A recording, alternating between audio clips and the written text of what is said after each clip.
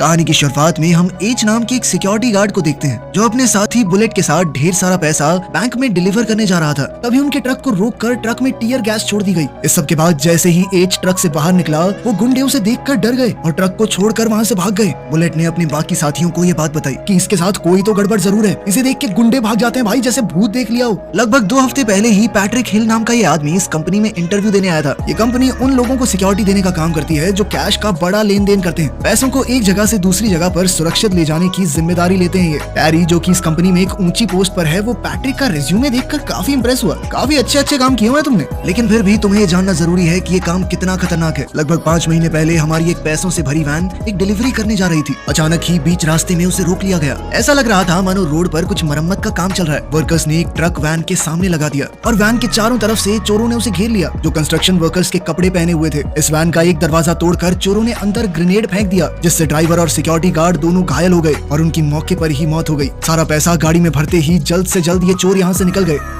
इसके बाद टेरी ने उससे पूछा कि ये सब जानने के बाद भी नौकरी करना चाहते हो, जिस पर पैट्रिक ने हामी भरी। तभी वहाँ बुलेट की एंट्री हुई और वो पहली बार पैट्रिक से मिला। उसने कहा कि यहाँ पर तुम्हारा नाम एच होगा, किसी को अपना असली नाम मत बताना। और साथ ही उसकी 60 घंटे की ट्रेनिंग शुरू हो गई। इस ट्रेनिंग में 70% स्कोर करना जरूरी है, अगर कम रहा तो नौकरी नहीं रहेगी। एच ने सभी टेस्टों में सिर्फ उतना ही स्कोर किया जितना पास होने के लिए चाहिए था। उसकी गोलियां बिल्कुल बाहर वाली रिंग पर लगी थी और वो जानबूझकर वहाँ मार रहा हो ताकि बस मिनिमम स्कोर आए। ड्राइविंग वाले टेस्ट के दौरान भी उसने बिल्कुल बढ़िया गाड़ी चलाई, लेकिन आखिर में रिवर्स करते हुए कुछ बक्सों में ठोक दी। बुलेट ने एच को अपनी टीम से मिलवाया जिसका नाम है फॉर्मूला 1। ये लोग अजीबोगरीब नाम इसलिए इस्तेमाल करते हैं ताकि कोई भी किसी को जानता ना हो। ये लोग बहुत ज्यादा पैसे को एक जगह से दूसरी जगह ले जाने का काम करते हैं, इसीलिए ये लोग अपने असली नाम इस्तेमाल नहीं करते ताकि कोई भी इनकी किसी तरह की कमजोरी ना पकड़ सके। इसके बाद एच को उसके सभी हथियार दे दिए गए ताकि वो अपना काम शुरू कर सके। डेव और उसका साथी जॉन एक बहुत बड़े पैकेज को कहीं ले जाने की तैयारी कर रहे थे। बुलेट भी उनके साथ जाने वाला था, लेकिन जाने से पहले उसने ऐन वक्त पर जॉन की जगह एच को साथ ले लिया। डेव ने एच से कहा कि तुम अंदाजा भी नहीं लगा सकते कि ये नौकरी कितनी खतरनाक है, जिस पर एच ने जवाब दिया कि जितनी भी खतरनाक है मैं देख लूंगा, ठीक है।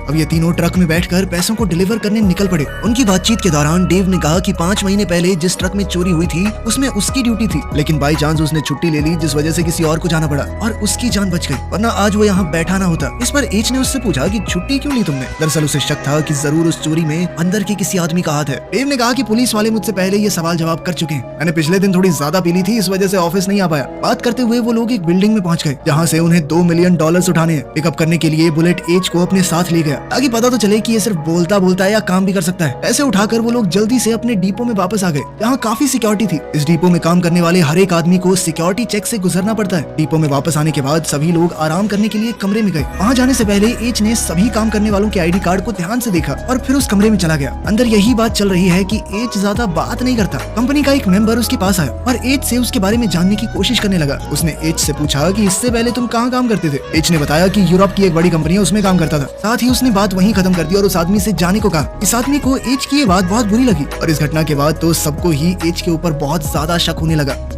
अगले दिन एच, डेव और बुलेट एक छोटा सा अमाउंट डिलीवर करने गए, लेकिन वहाँ बुलेट को बंदी बना लिया गया और उन्होंने ट्रक में रखे हुए $2 मिलियन की डिमांड की। इस घटना से डेव बहुत ज्यादा घबरा गया और उसने कहा कि डिपो के रूल्स के हिसाब से हमें यहाँ से चलना चाहिए, वो अपने आप छुड़वा लेंगे बुलेट को। लेकिन जिन लोगों ने बुलेट को बंदी बनाया था उन्होंने सीधी धमकी दी कि अगर तुम दोनों में से कोई भी यहाँ से गया तो वो लोग बुलेट का काम तमाम कर देंगे, अभी इसी वक्त, कोई बातचीत नहीं होगी किसी से। एच ने डेव से कहा कि हम दोनों को ही दुश्मनों का सामना करना होगा, बाकी सही तो यही रहेगा कि पैसे देकर बुलेट को छुड़वा लेते हैं। बुलेट की जान ज्यादा कीमती है पैसों से। और वो किडनैपर्स भी डेव को मजबूर करने लगे पैसे अंदर लेकर आने के लिए। किडनैपर्स ने डेव को पूरी इंस्ट्रक्शंस दी कि कहां पर आना है। वहां पहुंचकर एक गाड़ी सामने खड़ी है और साथ ही पीछे से एक ट्रक भी आ गया। गाड़ी से किडनैपर्स ने बुलेट को बाहर निकाला। उन्होंने डेव से सीधे तौर पर कहा कि सारा पैसा पीछे खड़े ट्रक में डाल दो और कोई भी होशियारी दिखाने की कोशिश मत करना। पैसे एक ट्रक से दूसरे में पहुंचाने की जिम्मेदारी एच ने ली और उसने डेव से शांत रहने को कहा। एच ने सारा पैसा अपने ट्रक से दूसरे में फेंकना शुरू किया। बुलेट को बाहर इसीलिए निकाला गया था ताकि अगर कोई भी चालाकी हो तो ये लोग उसे मार दें। एच ने एक बैग जानबूझकर अंदर डालने की बजाय बाहर फेंक दिया, जिसके बाद एक किडनैपर उस बैग को ट्रक में रखने के लिए बाहर आया। जिसके बाद एच ने बड़ी चालाकी से अपनी बंदूक निकालकर उसे गोली मार दी। जिसके बाद उसने बहुत आराम से एकदम हीरो स्टाइल में सभी किडनैपर्स को एक एक करके मार दिया, जैसे उसे इस काम का कुछ ज्यादा ही एक्सपीरियंस हो। ट्रेनिंग के दौरान तो उसकी गोलियां सबसे बाहर वाले सर्कल में लगी थी, लेकिन अब तो सबके माथे के बीच में गोली मारी थी उसने। किडनैपर्स के बॉस का पीछा करते हुए एच एक वेयर हाउस में पहुंचा। उसने किडनैपर से सीधे पूछा कि तुम किसके लिए काम करते हो। वो आदमी कोई सीधा जवाब नहीं दे रहा था, जिससे खिंचकर एच ने उसे सीधी गोली मार दी। बुलेट बुलेट और डेव पीछे से आए और ये देखकर दंग रह गए कि किस तरह एच ने पूरी गैंग का सफाया कर दिया, वो भी अकेले।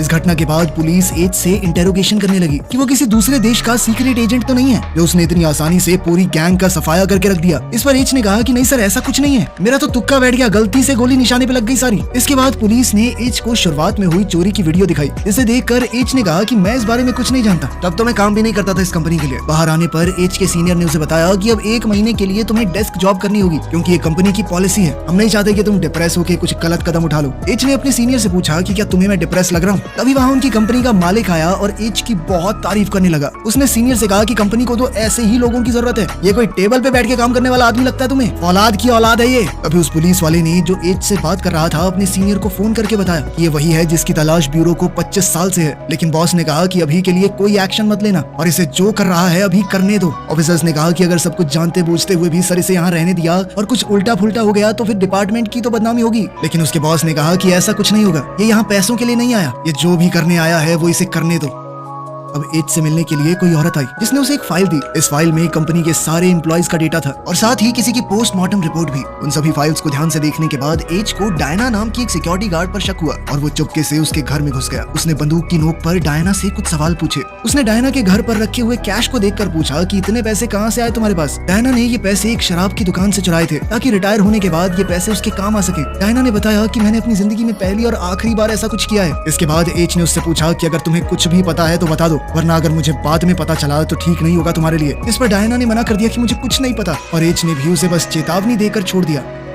इसके बाद हम समय में 5 महीने पीछे जाते हैं। एच अपने बेटे डगी के साथ कहीं जा रहा था, तभी उसे एक आदमी का फोन आया जिसका नाम है माइक। माइक वही आदमी है जो कुछ वक्त पहले अभी ट्रक लूटने आया था और फिर एच को देख के भाग गया था। दरअसल माइक फोर्टिको कंपनी के एक ट्रक की लोकेशन का पता लगाना चाहता था। माइक ने इस काम के लिए पहले किसी और को भेजा था, लेकिन उसका रास्ते में एक्सीडेंट हो गया और अब ये काम एच को दिया गया। एच और उसका बेटा गाड़ी में बैठकर फोर्टिको के डिपो में पहुंचे। अपने बेटे को गाड़ी में ही छोड़कर उसके लिए खाना लेने के बहाने एच बाहर गया ताकि वो फोर्टिको के ट्रक पर नजर रख सके। एच को सिर्फ इतना माइक को बताना है कि ये ट्रक दाएं वाले रास्ते से जाएगा या बाएं वाले। माइक को लोकेशन और डायरेक्शन बताने के बाद एच ने फोन काटा और खाना लेकर अपने बेटे के पास चला गया। तभी जैसे ही फोर्टिको का ट्रक थोड़ा आगे जाकर एक ब्रिज के नीचे पहुंचा जहां एच की गाड़ी भी लगी हुई थी, उस ट्रक पर वहीं अटैक हो गया। चोर इस ट्रक से सारा पैसा लूट कर वहां से जाने ही वाले थे, लेकिन तभी उनकी नजर एच के बेटे पर पड़ गई जिसने ये लूट होते हुए देख ली थी और अब वो इस चोरी का चश्मदीद गवाह बन चुका था। इस सबूत को मिटाना जरूरी था, इसलिए एक चोर वहां पर गया और एच के बेटे को गोली मारकर खत्म कर दिया। एच भाग कर इस चोर की तरफ आ ही रहा था कि तभी एक चोर ने बहुत सारी गोलियां उसके ऊपर बरसा दी। एच घायल होकर नीचे गिर गया, लेकिन उसने इस चोर की शक्ल अच्छे से देख और पहचान ली। इस हादसे में एच की जान तो बच गई,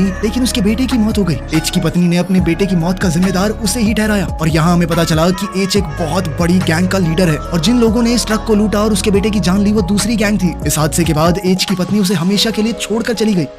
इसके बाद एच ने अपनी गैंग के सभी लोगों को इस दूसरी गैंग को ढूंढने के काम पर लगा दिया। एच की गैंग ने आसपास की सभी गैंग्स को पकड़कर उन्हें खत्म करना शुरू कर दिया। ये पता लगाने की उन्होंने पूरी कोशिश की कि आखिर इस सब के पीछे कौन था, लेकिन कुछ हाथ नहीं लगा। जब कोई रास्ता नहीं मिला तो माइक ने सुझाव दिया कि हो सकता है कि ये किसी अंदर के आदमी का काम हो या फोर्टिको के ही किसी गार्ड का। एच ने कहा कि वो बहुत परेशान है और कुछ दिनों के लिए सबसे दूर लंदन जाना चाहता है ताकि उसका मन थोड़ा शांत हो। लेकिन असल में एच अपनी फेक आइडेंटिटी बनवाने में लग गया और उसने अपना नया नाम इस आईडी में पैट्रिक हिल रख लिया। इसी के साथ एच ने अपने बेटे की पोस्टमार्टम रिपोर्ट निकलवाई। इसके बाद हम एक गैंग को देखते हैं जिसके लोग पहले मिलिट्री का हिस्सा थे लेकिन अब चोर बन चुके हैं। इनके हेड का नाम है जैक्सन। यहाँ वो आदमी भी है जिसने एच के बेटे का खून किया था जिसका नाम है जेन। अब ये गैंग एक बड़ी चोरी का प्लान बना रही थी और इनका निशाना होगी वो कंपनी जो कैश को एक जगह से दूसरी जगह ले जाने का काम करती है। तभी फोर्टिको कंपनी के किसी अंदर के आदमी से इन्हें पता चला कि एक ट्रक में $2 मिलियन कहीं ले जाए जा रहे हैं और ये वही चोरी थी जहाँ एच का बेटा मारा गया। इस चोरी के 5 महीने बाद जैक्सन ने अपनी पूरी गैंग को एक जगह इकट्ठा किया और एक और खतरनाक प्लान बनाने लगे जिसमें $150 मिलियन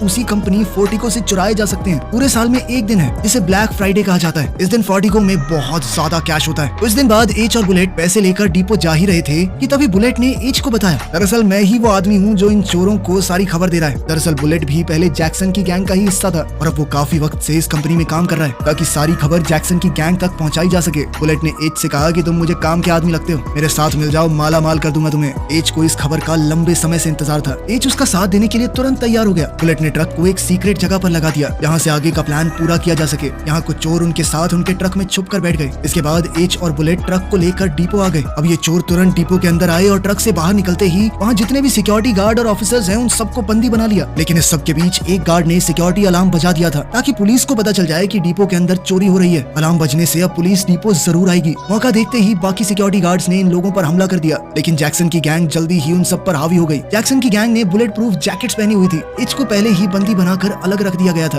मौका देखते ही एच ने इन चोरों पर हमला कर दिया और उनका बुलेट प्रूफ आर्मर पहन लिया। अब वो इन्हीं के कपड़ों में गैंग का मेंबर बन के बाहर आया। साथ ही वहाँ बुलेट ने अपना असली चेहरा दिखाया और जल्दी से डेव और डायना को जान से मार दिया।